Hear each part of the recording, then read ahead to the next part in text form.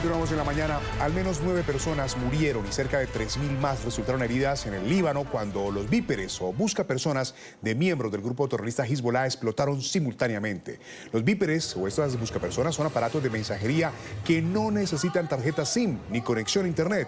Sin pruebas, la organización islamista respaldada por Irán atribuyó la acción a Israel.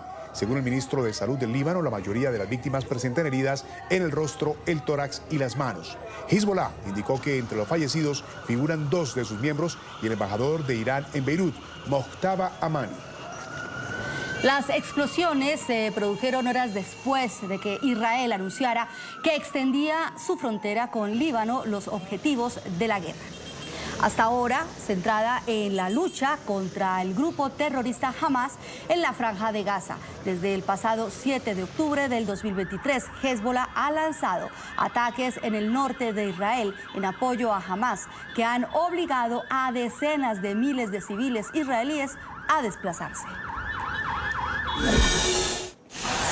También en Siria, 14 personas resultaron heridas por la explosión de víperes utilizados por Hezbollah. Los hechos ocurrieron en Damasco, la capital.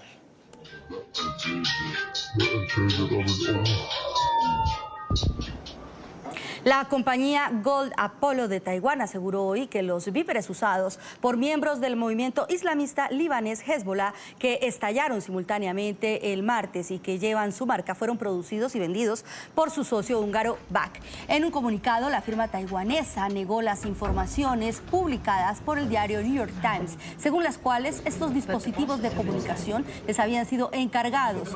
El diario de New York Times aseguró, citando a funcionarios estadounidenses bajo anonimato, que los aparatos fueron cargados con 60 gramos de explosivos antes de llegar al Líbano.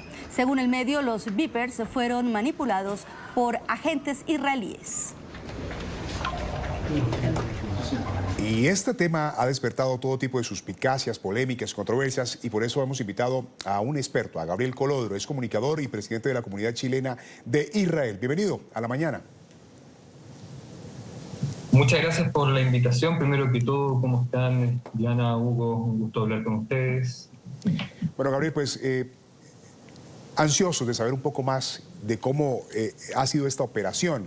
Muchas personas pues no entienden cómo puede funcionar. Cuando los víperes, en teoría, son tecnologías que son difíciles de hackear, de rastrear, no se conectan a internet, como lo decíamos hace un rato, no tienen una tarjeta SIM. ¿Cómo lograr adelantar una operación de este tipo? Bueno, primero que todo hay que entender que este tipo de operaciones generalmente no se las adjudica a ningún cuerpo.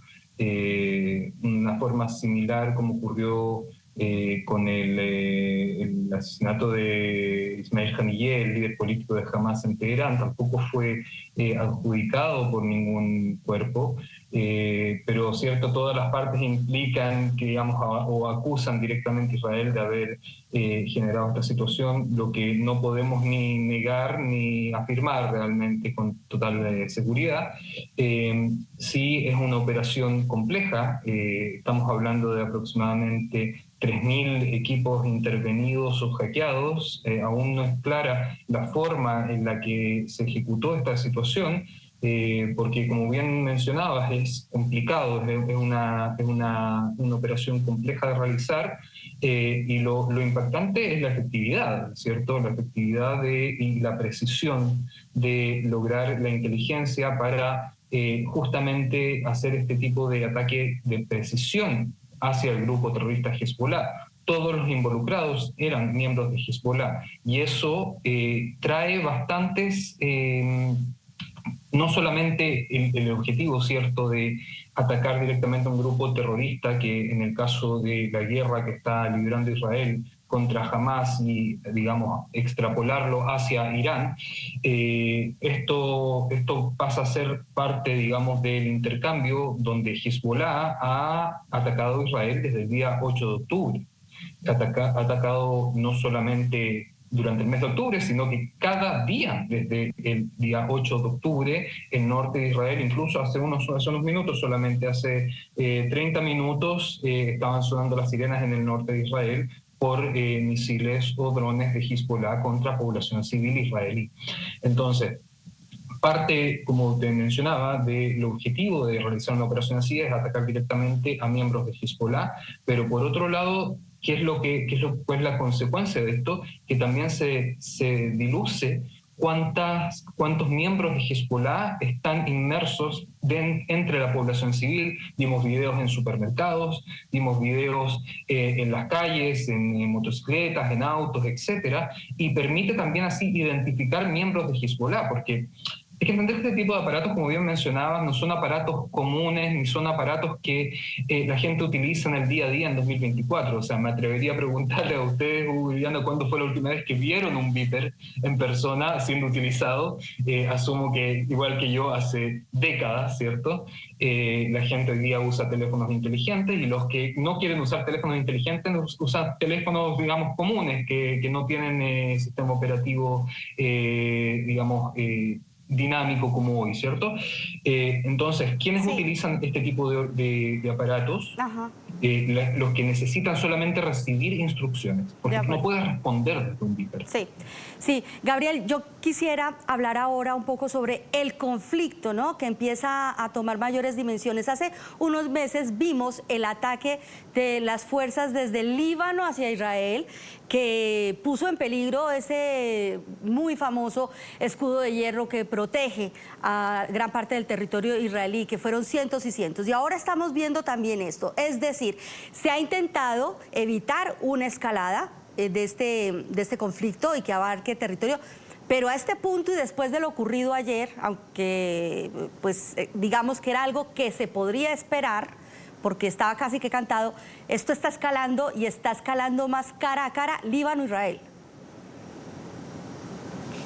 Sí, como te mencionaba anteriormente, Diana, lamentablemente el grupo terrorista Hezbollah comenzó a atacar sin provocación el día 8 de octubre, o el día 8 de octubre, y no ha parado de atacar día a día a las poblaciones del norte de Israel que están evacuadas. Hay ciudades fantasmas realmente, y llega un punto donde el gobierno israelí y las fuerzas de defensa de Israel tienen la misión no solamente desde un punto de vista político o gubernamental, sino que desde la naturalidad de que cualquier pueblo espera de su gobierno, de reaccionar frente a esto y de darle la posibilidad a los ciudadanos de volver a sus casas, de volver a sus hogares, a los niños de volver a sus escuelas, ¿cierto? De volver a una normalidad.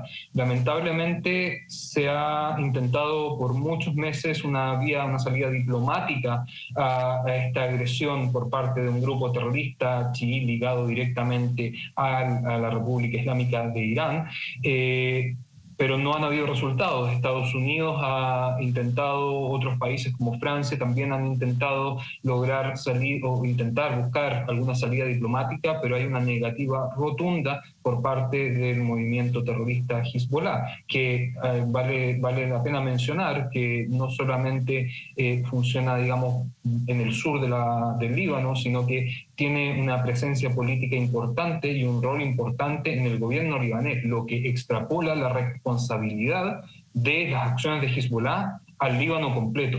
Y es una lástima porque por lo menos desde Israel no vemos a los ciudadanos del Líbano como un enemigo, sí al grupo terrorista Hezbollah que ataca a nuestra población civil. Gabriel, y en medio de esa situación tan difícil, el conflicto con Hamas, el conflicto con Hezbollah, pues ahí están en el medio los rehenes, esas personas que no han logrado regresar a casa desde el 7 de octubre. ¿Cree que este tipo de situaciones coloca mucho más tensa esa cuerda para el rescate o para la liberación de estas personas? La verdad es que estamos en una situación muy compleja. Ya estamos a 11 meses y medio, casi un año del 7 de octubre y aún hay más de 100 personas que esperamos que en su mayoría están con vida. No tenemos la certeza, las familias no tienen información reciente sobre el estado de salud de sus seres queridos. Dentro de los rehenes de los que no tenemos información de su estado de salud, hay un bebé de un año y medio ya a esta altura, y un niño de 5 años y sus padres, y hay ancianos, y hay gente con enfermedades crónicas que no En su momento, no sé si lo recuerdan, en su momento se hizo una campaña muy grande en la que todos participamos y en la que incluso gobiernos latinoamericanos participaron frente a la Cruz Roja para que los rehenes recibieran la medicación necesaria a los que necesitaban, digamos, un medicamento diario. Y lamentablemente en las incursiones del ejército israelí se encontraron estas cajas de medicamentos que no fueron entregadas con los nombres de los secuestrados. Entonces todo es muy incierto, no sabemos cuántos están vivos, pero sí todos tenemos la esperanza de poder rescatarlos con vida. Claro que sí. Y ahí es donde entra el debate de cuál es la mejor forma de hacerlo. Una gran parte de la población cree que a través de un acuerdo, otra parte de la población cree que a través de acción militar. Nadie tiene la respuesta concreta, pero hemos visto que a través de un acuerdo se han rescatado una gran cantidad de rehenes en el mes de noviembre del año pasado, y a través de acciones militares lamentablemente no se ha logrado y ha derivado en la ejecución de rehenes por parte del grupo terrorista Hamás, como vimos hace un par de semanas. Sí, y sin lugar a dudas, es la prioridad, recuperar a esos rehenes y que no escale más este conflicto. A Gabriel Colodro, comunicador y presidente de la comunidad chilena de Israel, muchísimas gracias por estos minutos que nos ha concedido acá en la mañana de NTN 24. Muchas gracias a ustedes, un placer. Para continuar ahondando sobre este tema, saludamos al experto en ciberseguridad, Matías Roth, máster en diplomacia y relaciones internacionales. Bienvenido, Matías, es un gusto que nos acompañe en la mañana. ¿Cómo están? Muy buenos días para ustedes. Acá buenas tardes ya en Israel, pero muy buenos días para todos ustedes. ¿Cómo están? Muy bien, muchas gracias. Bueno, lo primero, quedamos un poco impactados al volver a escuchar la palabra vipers en un mundo donde la tecnología pues ha avanzado tanto, donde tenemos estos dispositivos supermodernos y no nos imaginamos que estos grupos pues aún se valieran de ese tipo de tecnología. Usted ya nos va a explicar en qué consiste y por qué la están usando, que empezábamos a tocar ese tema anteriormente, pero ahora hay algo bien paradójico, es que la compañía Gold Apollo afirma que los vipers de Hezbollah fueron fabricados por su socio húngaro, un socio que se llama BAC, y Gold Apollo es de Taiwán. Pero si los dos en este momento están negando que ellos construyeron estos vipers, ¿quién tiene esa tecnología hoy en día para hacerlo y para hacerlo llegar a este tipo de grupos? Es una pregunta muy interesante. Voy a desglosar la respuesta. En primer lugar, la utilización de vipers o tecnología analógica no es algo que no se vea en grupos insurgentes o grupos terroristas. Gran parte de lo que fue la guerra urbana de Estados Unidos contra los talibanes en Afganistán, los talibanes utilizaban tecnología analógica. Por lo tanto, pensar al viper fuera del ámbito de la guerra es un pequeño error. Nuevamente, nosotros como civiles podemos estar pensando por qué se usa una tecnología antigua, y desde el punto de vista más militar se puede llegar a pensar, en realidad se la usa porque es más difícil de interceptar. Ahora, esta negación por parte de la empresa taiwanesa y de su socio húngara es interesante. De hecho, recién estaba consultando con un colega y me estaba comentando que la página que tenía la especificación técnica del Viper de la página de la empresa taiwanesa ya no está disponible, y no es que se haya hecho un ataque sobre la página, sino que la misma empresa taiwanesa decidió bajar de línea la página que describía el modelo del Viper per se. Sí, Matías, se dice que hace cerca de 5 meses el grupo terrorista Hezbollah ha hecho una solicitud de 5.000 de esos víperes. Y cuando vemos las cifras de lo que fue esta operación, hablamos de 9 muertos y 3.000 personas heridas. O sea que tuvo un gran impacto. ¿Qué tan fácil es manipular ese tipo de tecnología para introducirles explosivos y lograr este impacto masivo, que es lo que a todos en el mundo nos ha llamado la atención? A ver, la gran pregunta, y es una pregunta que vale la pena hacerse, es si realmente se usaron explosivos o se hizo explotar alguna batería de litio o alguna pila de litio. ¿Y por qué hago esta pregunta? Hungría es un país mediterráneo. Para poder salir por barco esos vipers necesitan pasar mínimamente por Bulgaria y por Rumania, que tienen que pasar por escáneres todos los vipers a la hora de pasar las fronteras. luego de llegar a puerto, cuando llega el Líbano al puerto de Beirut, nuevamente pasa por escáneres. Y hago otra pregunta, la orden se hizo hace 5 meses. ¿Nadie en Hezbollah buscó si el Viper tenía un explosivo?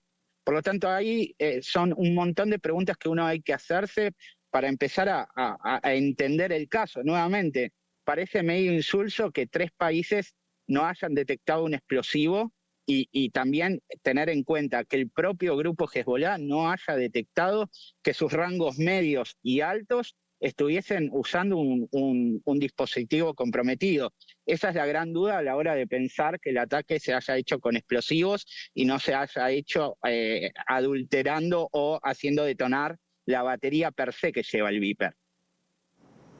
Matías, usted como experto en ciberseguridad, en este tema, ¿no?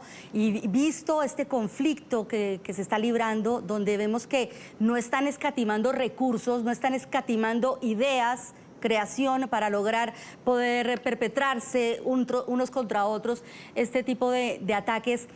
¿Usted qué cree que están utilizando entre ellos? Porque es que nosotros siempre estamos viendo que están mandando misiles, que bombas. Ahora llegamos a esto bien curioso de los Vipers, pero háblenos un poco de lo que estos grupos normalmente están utilizando, de qué se están valiendo para este tipo de ataques, digamos, más certeros, más concretos, más uno a uno. A ver, desde Hezbollah obviamente se están utilizando todo tipo de armamento. Desde Hezbollah han entrado a territorio israelí cohetes, misiles, drones, inclusive utilización de armamento antitanque. Israel, en caso de haber sido Israel, y acá hay que tener mucho cuidado porque si esto es un acto estatal puede derivar en un conflicto mayor, por eso es que hay que tener mucho recaudo con lo que se dice en prensa de cómo se llevó el ataque o cómo se llevó el accionar y quiénes fueron partícipes de este accionar. Obviamente está utilizando, además de utilizar ataques selectivos, está utilizando otras herramientas tecnológicas a disposición. Ejemplo, cuando fue el asesinato del principal asesor militar de Hezbollah, se utilizó tecnología para que en Beirut no haya electricidad y no haya señal de teléfonos celulares o no haya señal de cualquier cosa. O sea, es algo que la guerra cibernética cada vez está teniendo mucho más preponderancia. No es el único sistema, pero sí está teniendo preponderancia. Y de hecho también Israel lo ha hecho el día 28 de octubre del año pasado, cuando Israel incursiona en Gaza, también ha utilizado la superioridad tecnológica para que no haya ni luz, ni agua, ni electricidad en Gaza mientras se comenzaba el operativo militar en territorio gazatí. Sí, Matías, hace unos minutos Gabriel Colodro, otra persona con la que estamos hablando del tema, nos hablaba de que hace 30 minutos empezaron a sonar las alarmas o las sirenas de seguridad allí en Israel. ¿Se ha reforzado el tema de la seguridad en las principales ciudades, previniendo algún tipo de respuesta a este operativo de los víperes? A ver, voy a hacer un comentario que es algo que mucha gente no se anima a decir. Que suenen las alarmas en el norte del país es una cuestión cotidiana. Hoy en día suenan entre 5 y 6 veces por día las alarmas en el norte del país. No es que es únicamente por lo que sucedió ayer, sino es algo cotidiano que tiene que vivir cualquier ciudadano israelí que viva en todo lo que es Alta Galilea, los Altos del Golán. De hecho, hay 80.000 personas evacuadas del norte israelí que se la tuvo que traer a la zona centro por estar en un territorio de guerra. O sea, hoy en día Hezbollah planteó que parte del territorio israelí sea un campo de guerra. Que suenen las alarmas, obviamente van cambiando las zonas en que suenan las alarmas. En el caso de lo que son las zonas más habitadas, que es el centro del país, que incluye a las ciudades de Jerusalén y a la ciudad de Tel Aviv, las alarmas no han cambiado los mecanismos de seguridad anticohetería o antimisiles. Sí pasó hace 2 días que hubo un misil de mediano alcance balístico que se disparó desde Yemen con orientación a lo que es la ciudad de Tel Aviv, que hizo que gran parte del centro del país tuviese una alarma a las 6:30 de la mañana. pero en el día a día ya lo que es la zona centro del país no tiene la cantidad de alarmas que ha tenido el 12 de octubre. De hecho, es muy raro que el centro del país tenga alarmas. Sí, nuevamente voy a volver a aclarar que alarmas en lo que es la zona norte del país es algo totalmente recurrente y cotidiano.